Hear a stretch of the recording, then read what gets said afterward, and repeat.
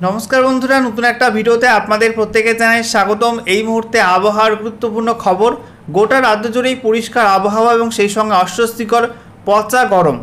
তার কারণ এই মুহূর্তে পশ্চিমবঙ্গের উপর কোনো সিস্টেম নেই, একই সঙ্গে দক্ষিণ পশ্চিম মৌসুমী বায়ু কিন্তু থমকে রয়েছে। এর কারণে গোটা রাজ্যেই পরিষ্কার আবহাওয়া, একই সঙ্গে ভ্যাপসা অস্বস্তিকর গরম রয়েছে এবং এই পচা গরম কিন্তু আপাতত 3 থেকে 4 দিন চলবে জানিয়ে দিল আলিপুর আবহাওয়া দপ্তর।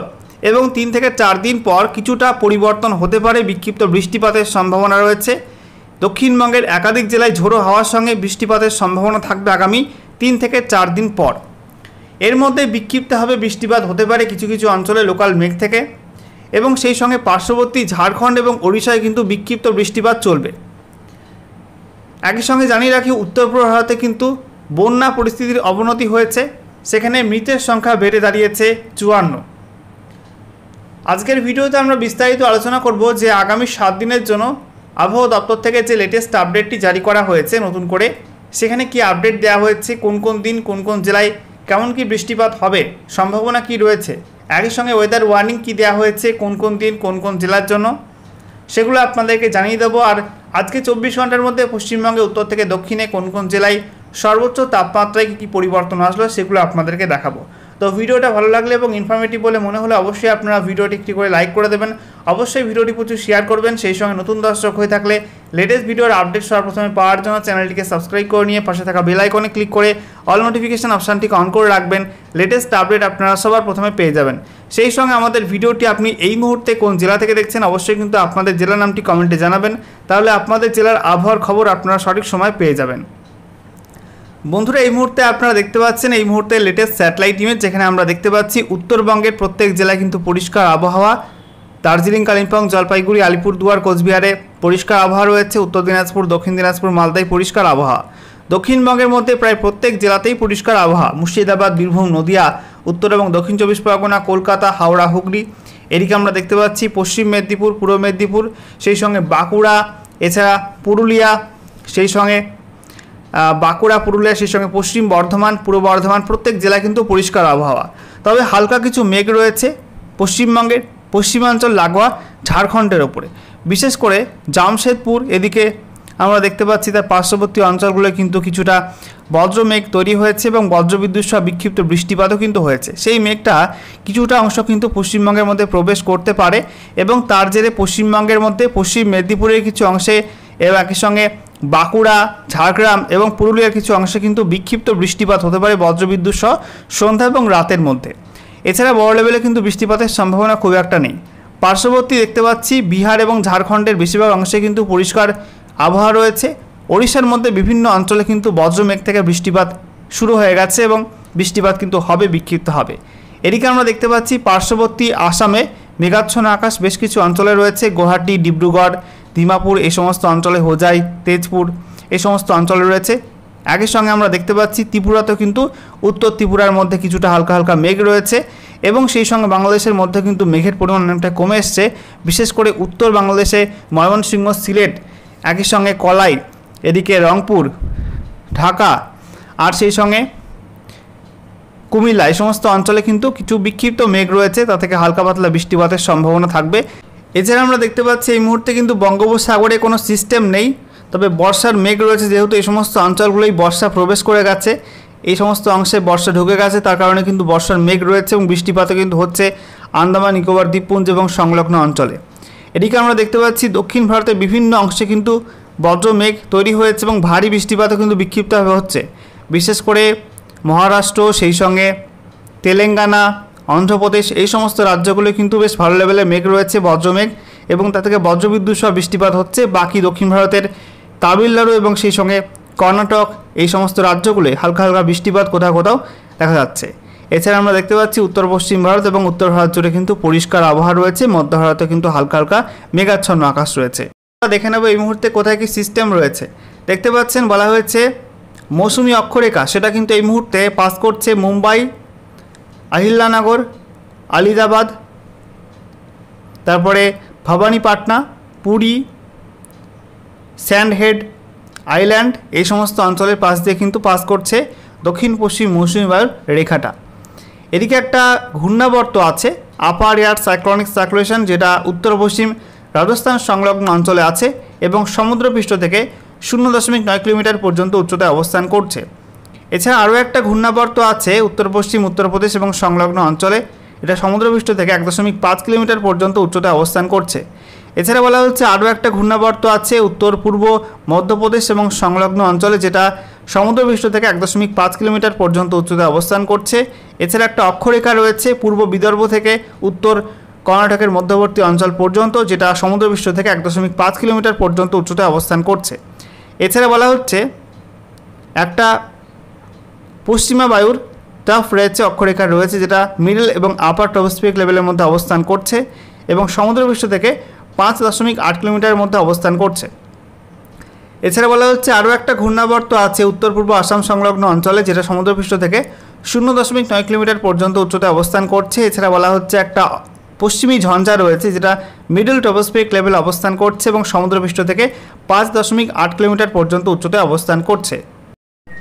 এবারে আমরা দেখে নেব আলিপুর আবহাওয়া দপ্তর কি জানাচ্ছে, তাপমাত্রার পূর্বাভাসে কি আপডেট দেওয়া হয়েছে, একই সঙ্গে বৃষ্টিপাত এবং ওয়েদার ওয়ার্নিংয়ে কী কী আপডেট দেওয়া হয়েছে।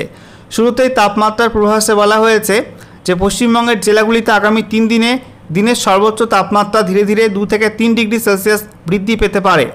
পরবর্তী 2 দিনে তাপমাত্রায় তেমন কোনো বড় পরিবর্তন হবে না। এছাড়া বলা হয়েছে এরপরে 2 দিনে তাপমাত্রা 2 থেকে 3 ডিগ্রি সেলসিয়াস হ্রাস পেতে পারে। তো বুঝতেই পারছেন আগামী 3 দিনে কিন্তু পচা গরম থাকবে, 2 থেকে 3 ডিগ্রি সেলসিয়াস তাপমাত্রা বাড়তে পারে আগামী 3 দিনের মধ্যে। একই সঙ্গে পরবর্তী 2 দিনে তাপমাত্রা খুব একটা পরিবর্তন হবে না, অর্থাৎ একই রকম গরম থাকবে এবং তারপরে 2 দিনে কিন্তু 2 থেকে 3 ডিগ্রি সেলসিয়াস তাপমাত্রা কমে যেতে পারে, অর্থাৎ আবারও কিন্তু বৃষ্টিপাতের সম্ভাবনা তৈরি হবে এই মাসের মাঝামাঝি সময়টায়। আমরা দেখে নেব ওয়েদার ওয়ার্নিং কি দেওয়া হয়েছে।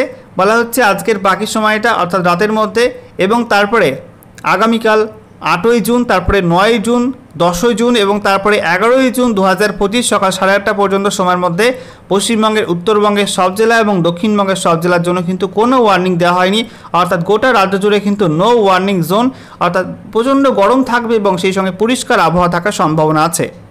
এরপর 11ই জুন থেকে 12ই জুন 2025 সকাল 8:30 পর্যন্ত সময়ের মধ্যে উত্তরবঙ্গের সব জেলাতেই কোনো ওয়ার্নিং থাকছে না, গোটা উত্তরবঙ্গ জুড়ে নো ওয়ার্নিং জোন থাকছে। তবে দক্ষিণবঙ্গে বিক্ষিপ্ত বৃষ্টিপাত হবে। বলা হয়েছে মুর্শিদাবাদ, নদিয়া, উত্তর এবং দক্ষিণ 24 পরগনা, পশ্চিম মেদিনীপুর, পূর্ব মেদিনীপুর এই সব জেলাগুলো বিক্ষিপ্ত হবে। দু একটা জায়গায় বজ্রমেঘ থেকে বজ্রবিদ্যুৎ সহ বৃষ্টিপাত হবে, সেই সঙ্গে 30 থেকে 40 কিলোমিটার প্রতি ঘন্টা গতিবেগে ঝোড়ো হাওয়া বইবে। এছাড়া বাকি জেলাগুলির মধ্যে বীরভূম, পূর্ব বর্ধমান, পশ্চিম বর্ধমান, বাঁকুড়া, পুরুলিয়া, ঝাড়গ্রাম, হুগলি, হাওড়া, কলকাতায় কোনো ওয়ার্নিং থাকছে না। এরপর আবার 12ই জুন থেকে 14ই জুন 2025 সকাল 8:30 পর্যন্ত সময়ের মধ্যে উত্তরবঙ্গের সব জেলা এবং দক্ষিণবঙ্গের সব জেলায় নো ওয়ার্নিং থাকছে, অর্থাৎ গোটা রাজ্য জুড়ে কিন্তু নো ওয়ার্নিং থাকছে এই সময়টার মধ্যে।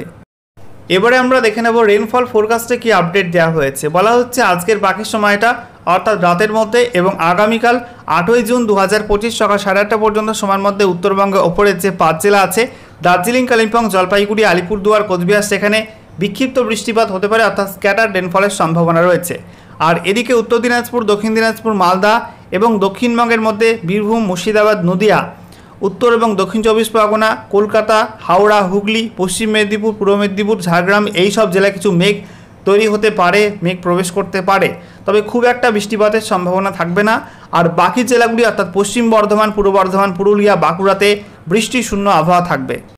এরপর 8ই জুন থেকে 9 জুন 2025 সকাল 8:30 পর্যন্ত সময়ের মধ্যে উত্তরবঙ্গের ওপরের 5 জেলা দার্জিলিং, কালিম্পং, জলপাইগুড়ি, আলিপুরদুয়ার, কোচবিহারে বিক্ষিপ্ত বৃষ্টিপাত হবে দু এক জায়গায়। তবে উত্তর দিনাজপুর, দক্ষিণ দিনাজপুর, মালদায় কোনো বৃষ্টিপাত খুব একটা হবে না। উত্তর দিনাজপুরে কিছুটা মেঘ ঢুকতে পারে, তবে বৃষ্টিপাতের সম্ভাবনা খুব একটা নেই। দক্ষিণবঙ্গের মধ্যে পুরুলিয়া, বাঁকুড়া, হুগলি, হাওড়া, কলকাতায় বৃষ্টিশূন্য আবহাওয়া থাকবে। বাকি জেলাগুলি অর্থাৎ মুর্শিদাবাদ, নদিয়া, বীরভূম, পশ্চিম বর্ধমান, পূর্ব বর্ধমান, উত্তর এবং দক্ষিণ 24 পরগনা, সেই সঙ্গে পূর্ব মেদিনীপুর, পশ্চিম মেদিনীপুর, ঝাড়গ্রাম এই সব জেলাগুলো কিন্তু কিছুটা মেঘ প্রবেশ করতে পারে এবং বিক্ষিপ্ত ছিটেফোঁটা বৃষ্টির সম্ভাবনা থাকবে। এরপর 9 জুন থেকে 10ই জুন 2025 সকাল 8:30 পর্যন্ত সময়ের মধ্যে উত্তরবঙ্গে ওপরের যে 5 জেলা আছে দার্জিলিং, কালিম্পং, জলপাইগুড়ি, আলিপুরদুয়ার, কোচবিহার, সেখানে বিক্ষিপ্ত বৃষ্টিপাত হতে পারে। একই সঙ্গে উত্তর দিনাজপুর, দক্ষিণ দিনাজপুর, মালদা, সেই সঙ্গে দক্ষিণবঙ্গের প্রত্যেক জেলাতেই বিক্ষিপ্ত ছিটেফোঁটা বৃষ্টির সম্ভাবনা থাকবে।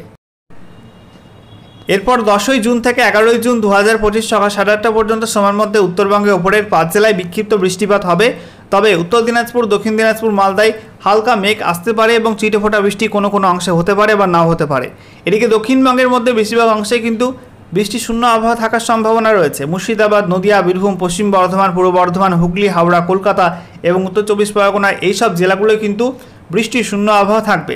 তবে পুরুলিয়া, বাঁকুড়া, ঝাড়গ্রাম, পশ্চিম মেদিনীপুর, পূর্ব মেদিনীপুর এবং দক্ষিণ চব্বিশ পরগনায় হালকা কিছু মেঘের প্রবেশ হতে পারে এবং তা থেকে কোনো কোনো অঞ্চলে বিক্ষিপ্ত ছিটেফোঁটা বৃষ্টির সম্ভাবনা থাকবে। এরপর 11ই জুন থেকে বৃষ্টি বাড়বে গোটা রাজ্যেই। বলা হয়েছে 11ই জুন থেকে 12ই জুন 2025 সকাল 8:30 পর্যন্ত সময়ের মধ্যে উত্তরবঙ্গের দার্জিলিং, কালিম্পংয়ে অনেকটা বেশি বৃষ্টিপাত হবে। ফেয়ারলি ওয়াইড স্প্রেড রেনের সম্ভাবনা রয়েছে। এদিকে জলপাইগুড়ি, আলিপুরদুয়ার, কোচবিহারে বিক্ষিপ্ত বৃষ্টিপাতই চলবে। তবে উত্তর দিনাজপুর একই সঙ্গে দক্ষিণ দিনাজপুর, মালদায় ছিটেফোঁটা বৃষ্টির সম্ভাবনা। দক্ষিণবঙ্গের মধ্যে একটু বেশি বৃষ্টিপাতের সম্ভাবনা থাকবে বাংলাদেশ লাগোয়া মুর্শিদাবাদ, নদিয়া, উত্তর এবং দক্ষিণ চব্বিশ পরগনা এবং উপকূলবর্তী পূর্ব মেদিনীপুর, পশ্চিম মেদিনীপুরে এই সব জেলাগুলোয় বিক্ষিপ্ত বৃষ্টিপাতের সম্ভাবনা থাকবে। আর বাকি জেলাগুলোতে অর্থাৎ ঝাড়গ্রাম, বাঁকুড়া, পুরুলিয়া, পশ্চিম বর্ধমান, বীরভূম, পূর্ব বর্ধমান, হুগলি, হাওড়া, কলকাতায় হালকা মেঘের প্রবেশ হতে পারে এবং ছিটেফোঁটা বৃষ্টি কোনো কোনো অংশে হতেও পারে বা নাও হতে পারে, সম্ভাবনা কিন্তু খুব কম থাকবে। এরপর 12ই জুন থেকে 14ই জুন 2025 সকাল 8:30 পর্যন্ত সময়ের মধ্যে উত্তরবঙ্গের বৃষ্টি কিন্তু আরও বাড়বে। দার্জিলিং, কালিম্পং, আলিপুরদুয়ারে ফেয়ারলি ওয়াইড স্প্রেড রেন চলবে, অর্থাৎ বৃষ্টিপাতের সম্ভাবনা থাকবে 51 থেকে 75% এই 3 জেলাতে। আর জলপাইগুড়ি, কোচবিহারে বিক্ষিপ্ত বৃষ্টিপাত হতে পারে। উত্তর দিনাজপুর, দক্ষিণ দিনাজপুর, মালদায় খুব একটা বৃষ্টিপাতের সম্ভাবনা থাকবে না। একই সঙ্গে গোটা দক্ষিণবঙ্গে কিন্তু বৃষ্টির সম্ভাবনা বাড়বে। এই সময়টাই মুর্শিদাবাদ, নদিয়া, বীরভূম, পশ্চিম বর্ধমান, পূর্ব বর্ধমান, হুগলি, হাওড়া, কলকাতা, উত্তর এবং দক্ষিণ চব্বিশ পরগনা, বাঁকুড়া, পুরুলিয়া, ঝাড়গ্রাম, পশ্চিম মেদিনীপুর, পূর্ব মেদিনীপুর প্রত্যেক জেলাতে কিন্তু বিক্ষিপ্ত বৃষ্টিপাত হবে, অর্থাৎ স্ক্যাটার রেনফলের সম্ভাবনা থাকবে। বৃষ্টিপাতের সম্ভাবনা 26 থেকে 50% বলা হয়েছে। এবার আমরা দেখে নেব আজকে 24 ঘন্টার মধ্যে পশ্চিমবঙ্গে উত্তর থেকে দক্ষিণে কোন কোন জেলায় সর্বোচ্চ তাপমাত্রা কত ডিগ্রি রেকর্ড হলো। তো বলা হচ্ছে উত্তরবঙ্গে দার্জিলিং সেখানে 21.4 ডিগ্রি, কালিম্পংয়ে 25 degree, Jalpaiguri 35.1 degree, Bagdogra 27.4, Pundibari AMFU 34 degree, Alipurduar 34, Coochbehar 35.1। এদিকে মাজিয়ান এএমএফইউ সেখানে 34.1, বালুরঘাটে 32.5, মালদা 35.3। দক্ষিণবঙ্গের মধ্যে সবচেয়ে বেশি গরম পড়েছে সেটা হচ্ছে পানাগড়ে, সেখানে দেখাচ্ছে 38.2 ডিগ্রি সেলসিয়াস। এদিকে বর্ধমান 36.4 ডিগ্রি, কৃষ্ণনগরে 34.4, শ্রীনিকেতন 36 ডিগ্রি, সিউড়ি 36 ডিগ্রি, এছাড়া বহরমপুর 35.2, আসানসোল 36.6, বাঁকুড়া 36.3, পুরুলিয়া 36.3, এছাড়া মগরা 34.5, ঝাড়গ্রামে 36.5, মেদিনীপুর 36.5, ব্যারাকপুরে 36 ডিগ্রি, দমদম 35.4, বসিরহাটে 32.5, সল্টলেক 35.3, এছাড়া আমরা দেখতে পাচ্ছি উলুবেড়িয়া 36.8,